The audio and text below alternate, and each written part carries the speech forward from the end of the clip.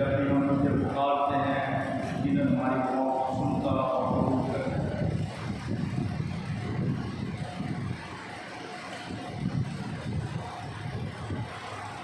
हमें अपने पाप शुरू की मदद बनाए रखना है।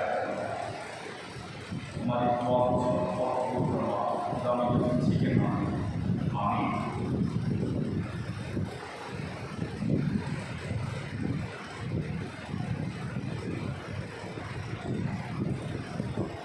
मैं खुदावंद का शुक्र अदा करता हूँ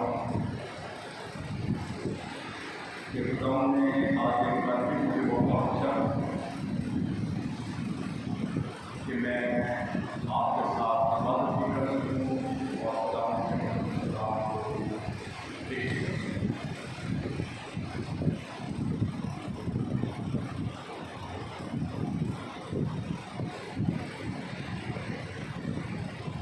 आज अपने सदन से पहले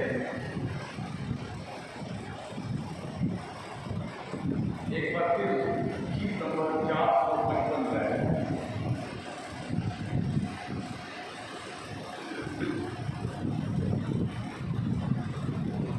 तकरीबन हर इबादत में इस गीत को हम गा रहे हैं और शायद इसलिए भी गाया जाता है क्योंकि मुझे ये पसंद है और बाकी से हम इस बात का ख्याल रखते हैं कि अगर बिशप साहब हमारे साथ इबादत में शामिल हैं, इस गीत को जरूर करें।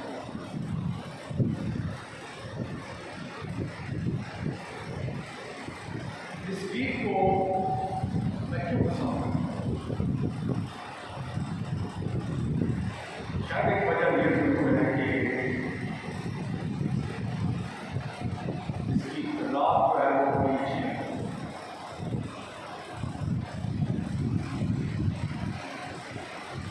लेकिन उससे भी अहम तरीन जो बात है वो उसकी शायरी है और शायरी में जो अल्फाज इस्तेमाल किए गए हैं।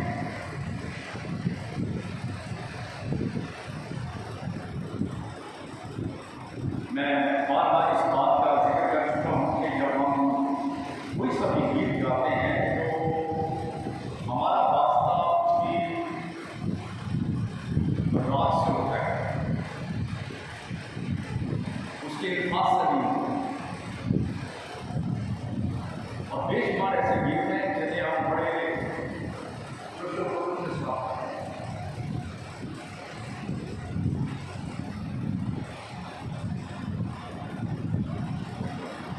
गीतों को गाना बहुत अच्छी बात है, लेकिन एक बात हमें हमेशा याद रखने की जरूरत है कि हमारी मसीही जिंदगी जो है उसमें बेशुमार ऐसी बातें हैं जिन पर अमल करना बड़ा जरूरी है। लेकिन चंद एक हक़ाइक़ ऐसे हैं जिसे बसा बात हम या भूल जाते हैं या नजरअंदाज करते हैं।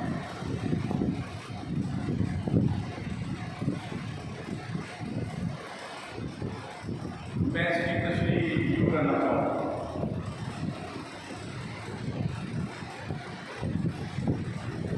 कि जो हमारी इबादत है या कलीसियाई जो रसूमात हैं,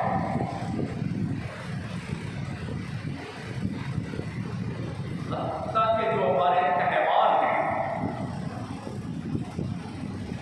हम उन्हें मनाने के लिए, सेलिब्रेट करने के लिए बड़ा है।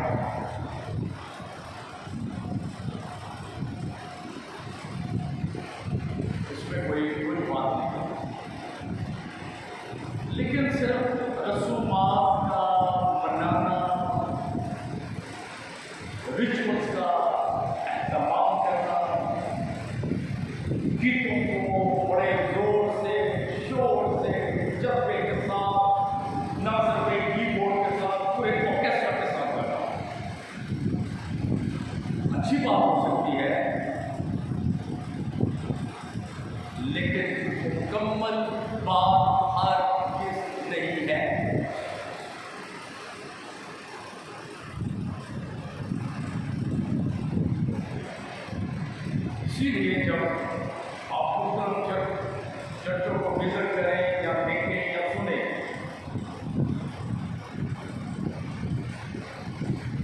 गिरजा घर दबादब भरे होते हैं, एक बहुत बड़ी क्वायर होती है पूरे म्यूजिक बैंड के साथ, बिल्कुल नहीं। लेकिन आप महसूस कर सकते हैं उन तमाम बातों को जिनका कलामे मुक़द्दस के मुताबिक मुकम्मल तौर पर आपको एक बहुत बड़ा भुगतान कराएगा, भुगतान से बड़ा है कमी न करेगा।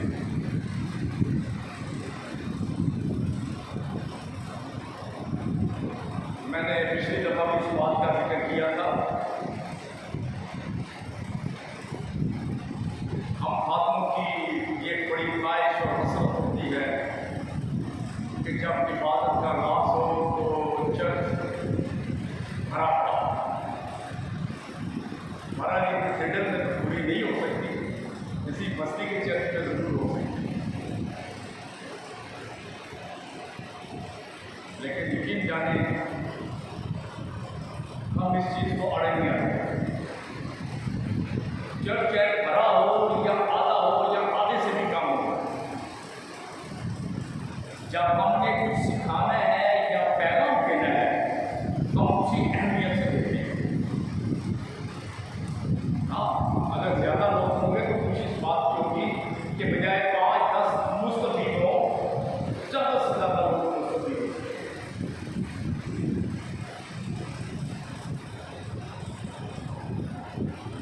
आज मैं एक ऐसी कलीसिया के तरफ इशारा करना चाहूँगा जिसका ताल्लुक हमारे हैदराबाद शहर से नहीं है, जिसका ताल्लुक डायसिस ऑफ हैदराबाद से नहीं है, जिसका ताल्लुक चर्च ऑफ पाकिस्तान से नहीं है, जिसका ताल्लुक पाकिस्तान की किसी भी कलीसिया से नहीं है।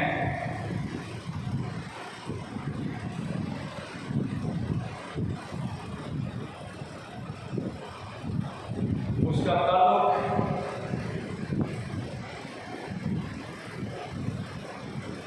नेक अहद की चंद उन कलीसियों में से एक है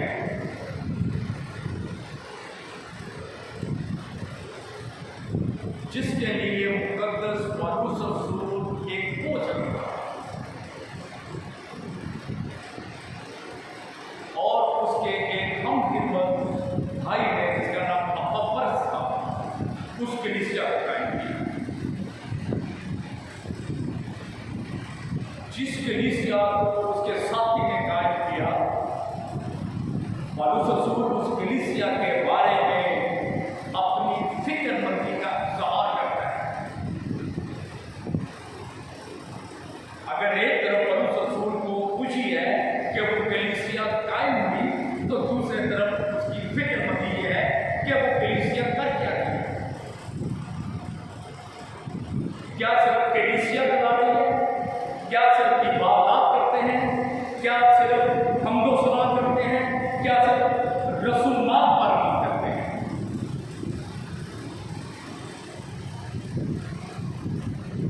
या उनकी जिंदगियों में पौलुस रसूल को कमियां नजर आती हैं, खामियां नजर आती हैं और इस वक्त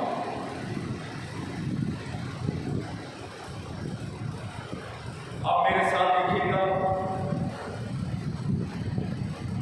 पौलुस रसूल का खत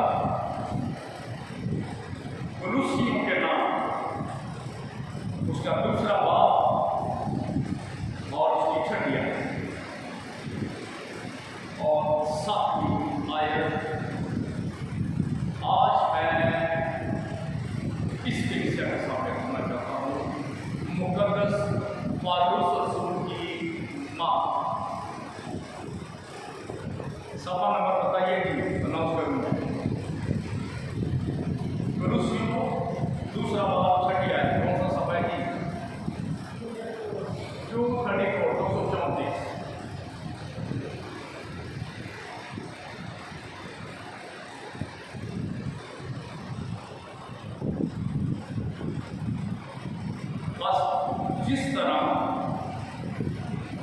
तुमने मसीह यीशु खुदावंद को कबूल किया,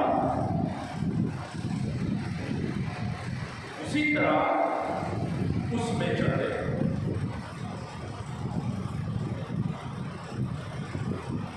और उसमें जड़ पकड़ते और तामीर होते जाओ।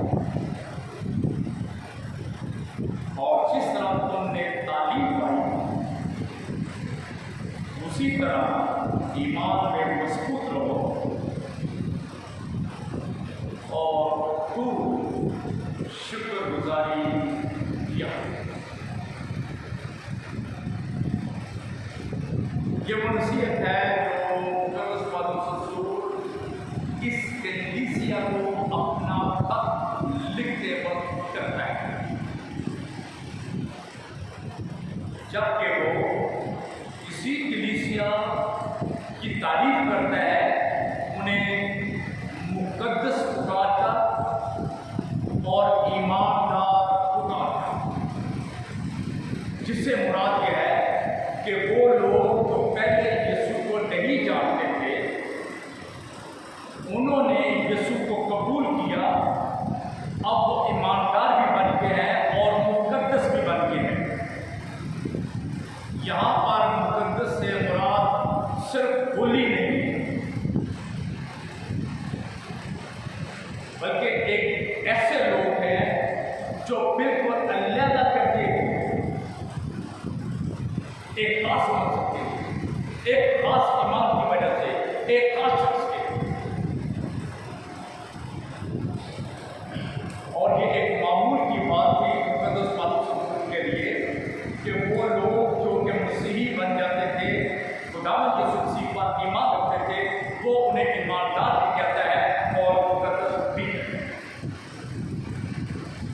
अब सवाल यह उठता है कि ऐसे लोग जिनकी तारीफ पहले की जाती है कि ये ईमानदार हैं या मुकद्दस हैं, तो फिर उन्हें इतनी लंबी चौड़ी नसीहतें करने की क्या जरूरत है? और सवाल तो आज भी उठता है कि अगर हम जदीद कुश्ती मसीही हैं, नस्ल दर नस्ल, 5वीं 4थी 6ठी पुश्त, तो क्या आज भी हमें बार बार नसीहत की, बार बार इस्लाह की जरूरत है? मैं समझता हूँ यकीनन है।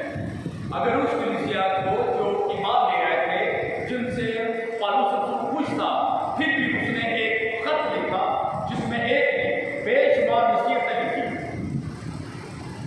और उनमें से एक नसीहत को मैंने आपके सामने पढ़ा है ताकि मैं उस पर थोड़ी सी रोशनी डाल सकूं आज की कलीसिया में।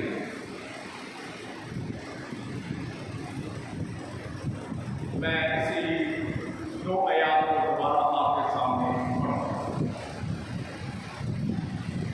बस जिस तरह तुमने मसीह यीशु खुदावंद को कबूल किया, उसी तरह उसमें चलते रहो।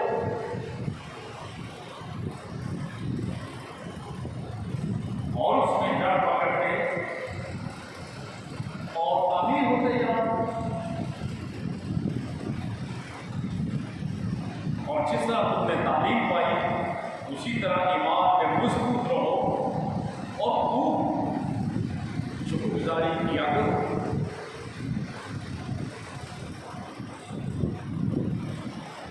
यहाँ पर चलने से मुराद सिर्फ चलना नहीं है, जैसे आप अक्सर शाम को कहते हैं यार आपको वॉक शुरू करनी चाहिए। अगर आपको शाम को वक्त नहीं मिलता तो सुबह करें। और अक्सर मैंने लोगों को पुराने लोगों ये कहते हुए सुना है, क्यों कहते हैं एक दूसरे को मशवरा देते हो, इसके मेडिकल रीजन है ना। अगर कोई वॉक करेगा तो उसकी सेहत ठीक होगी, वो दवाइयों से बच सकेगा, उसके जिस्म में एक ताकत जनरेट होगी, वो हेल्दी होगा, उसकी परफॉर्मेंस अच्छी होगी, वो अपने मकसद को अचीव कर सकेगा।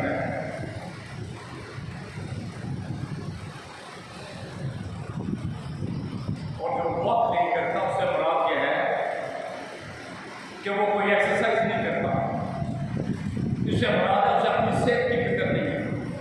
इससे मुराद है कि वो परफॉर्म कर सके या ना कर सके, उसे परवाह नहीं है। हमें डॉक्टर भी मशवरा देते हैं और हमारे यहाँ से सरकार भी मशवरा देते हैं, आप वॉक जरूर करें। मुक़द्दस पौलुस रसूल भी हमेशा ऐसी भी नसीहत करता है ताकि हमारी सेहत ठीक रहे, अगर जिस्मानी नहीं तो रूहानी, उसमें चलते रहो। अब यहां चलने से मुराद वो वॉक भी है जो हम सुबह करते हैं या शाम को करते हैं। यहां चलने से मुराद है कि हम अपनी जिंदगी उसमें बसर करें।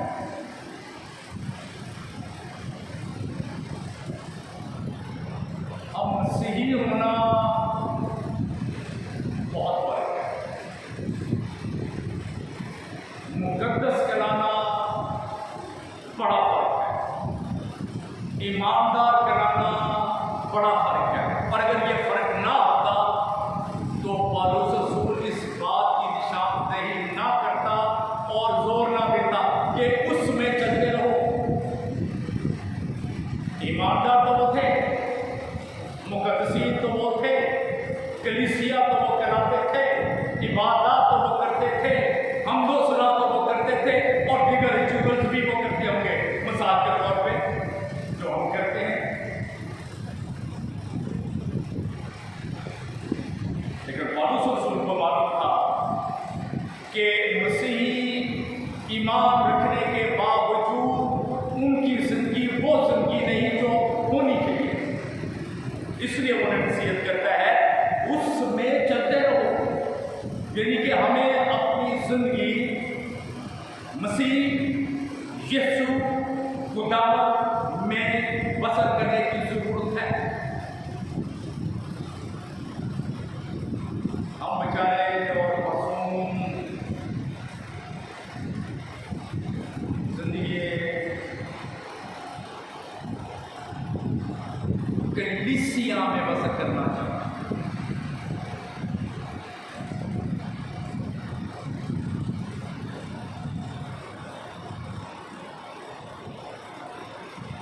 मेरी तबाही मैं ना भूलूंगा, कल सारा दिन मैंने एक परेशानी के आलम में बसर किया। रात के तकरीबन 1:30 या 2 बजे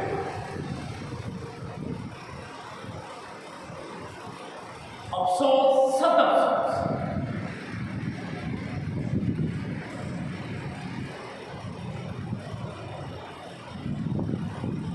दोबारा अफसोस सद अफसोस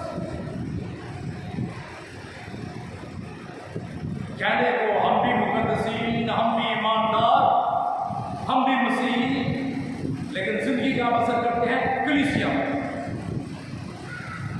मेरा नुकसान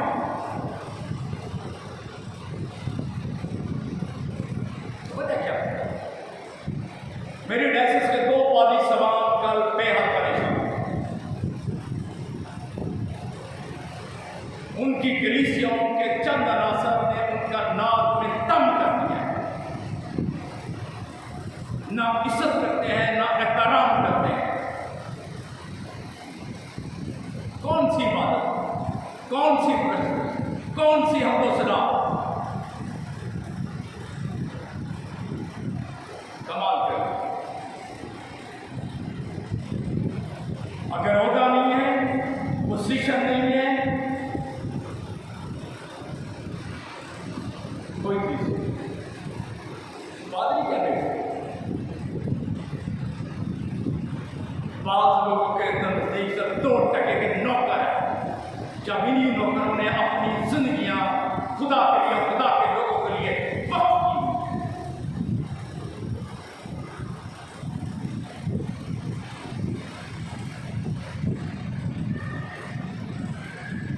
आज भी बेशुमार की चर्चल में इसी तरह फनकारी दिखाई गई।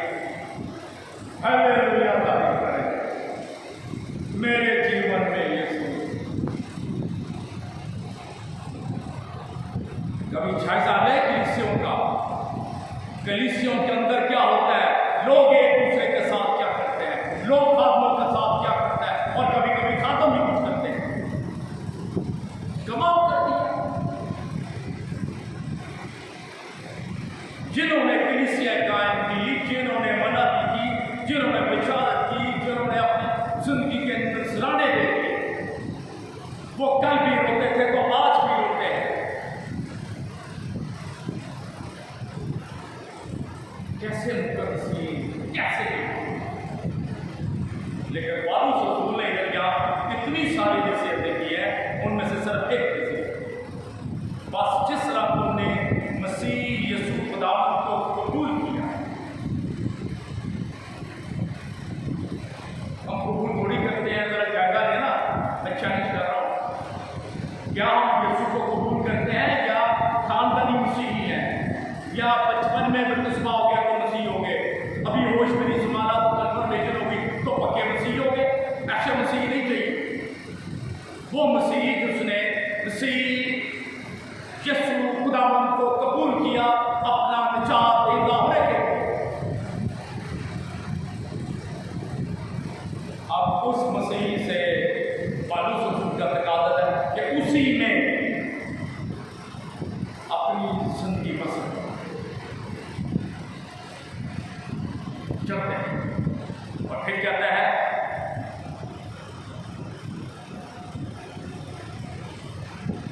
उसमें जड़ पकड़ते और ताबीर होते जाओ, यानी कि हर तरीके से हमें खुदावंद यीशु मसीह में आगे बढ़ने की जरूरत है। क्या हम खुदावंद यीशु मसीह को कबूल करने के बाद उसकी बात मर्जी के मुताबिक जिंदगी को बसर करते हैं? क्या हम उसमें जड़ पकड़ने की कोशिश करते हैं, यानी कि और मजबूत हो जाए? जिस तरह एक दरख्त उसकी मजबूती उसके सिर्फ ऊंचाई लंबाई नहीं है, उसकी मजबूती उसकी जड़ है। जितनी ज्यादा जमीन के अंदर जाएगी उतना ज्यादा वो दरख्त मजबूत होगा, आंधी का तूफान का मुकाबला करेगा। अगर किसी ईमानदार की जिंदगी मसीह में नहीं है, उसकी जिंदगी मसीह में जड़ नहीं पकड़ती, वो मसीह में तामीर नहीं होता, वो उस तालीम के मुताबिक अपनी जिंदगी बसर नहीं करता, तो कैसे उसमें चल सकता है? और जब उसमें वो चल नहीं सकता तो वो खुदावंद को कैसे कबूल होगा? मसीह यीशु खुदावंद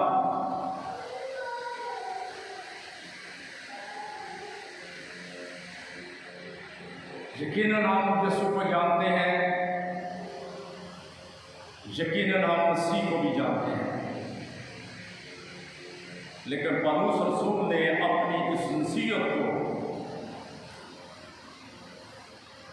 बहुत ज्यादा पुरअसर बनाने के लिए खुदावंद यीशु मसीह के दो टाइटल्स को इस्तेमाल किया, एक पहले और एक बाद में।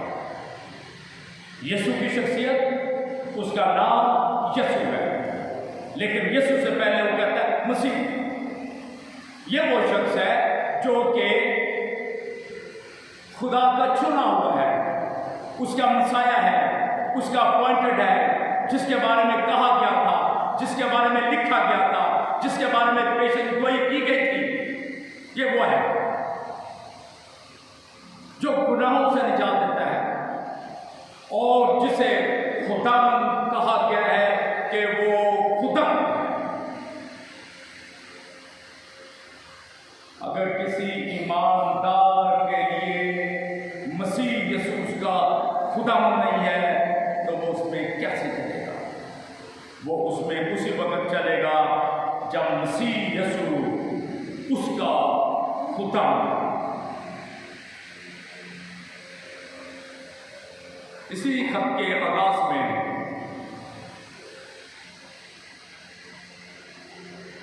मुकद्दस पौलुस रसूल कहता है 10वीं आयत में, ताकि तुम्हारा चाल चलन से अपराध, तुम्हारी जिंदगी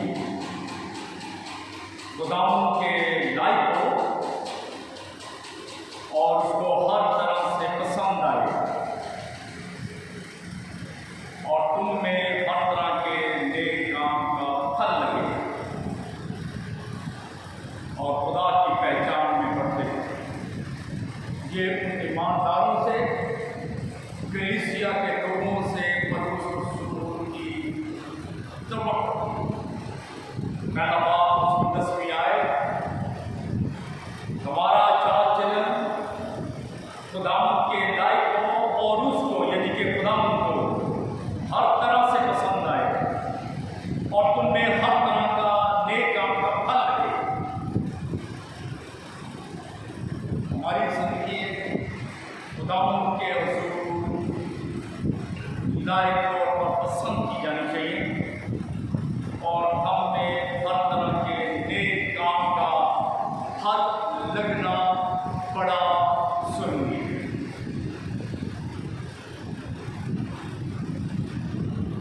अगर कोई मसीही है और उसके अंदर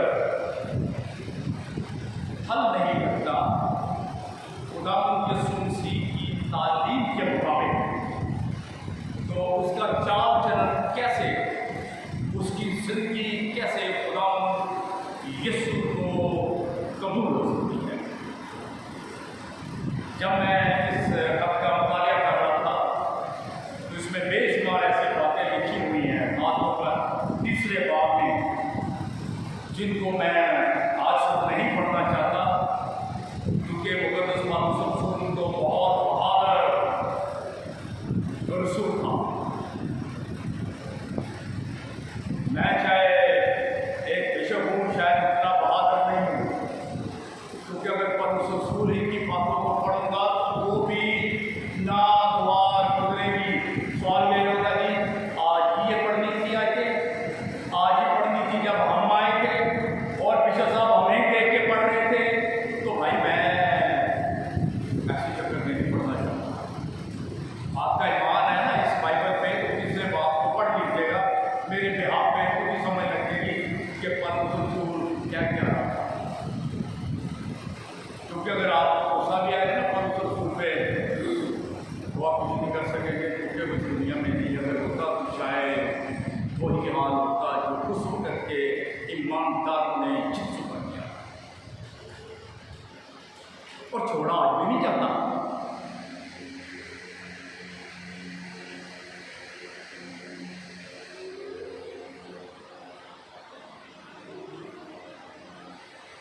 तीसरा बाब 9वीं आयत के मेरे साथ, और इसी के साथ मैं कंक्लूड करता हूँ।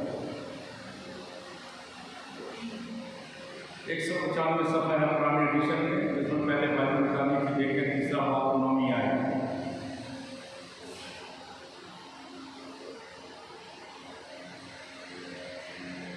चल 8वीं ऐसे पढ़ लेता हूँ, थोड़ा हौसला करता हूँ, फिर बोल रहा हूँ भाई ये मेरे पास नहीं है, तो 10 कौन सुन किए। 8वीं आयत में यूँ लिखा है, लेकिन अब तुम भी इन सबको यानी गुस्सा और कहर और बदखाई और बदगोई और मुंह से गाली बकना छोड़ दो।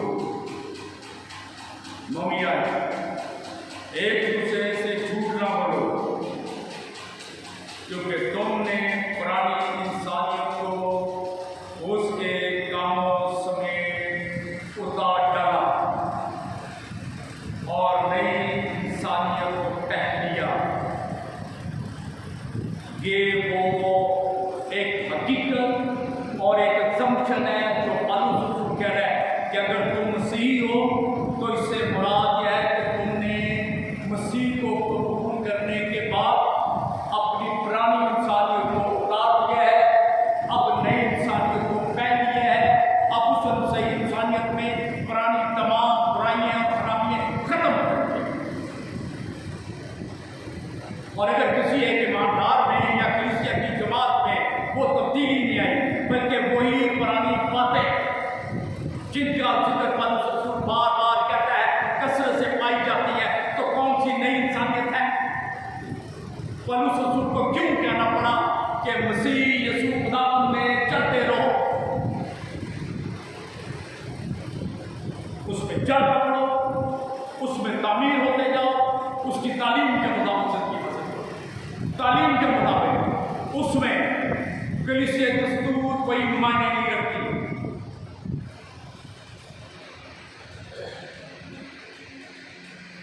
इसीलिए गिरजाघर भी खाली है और जो भरे हुए हैं गिरजाघर लोगों से नहीं भरे, कुछ और चीजों से भी भरे।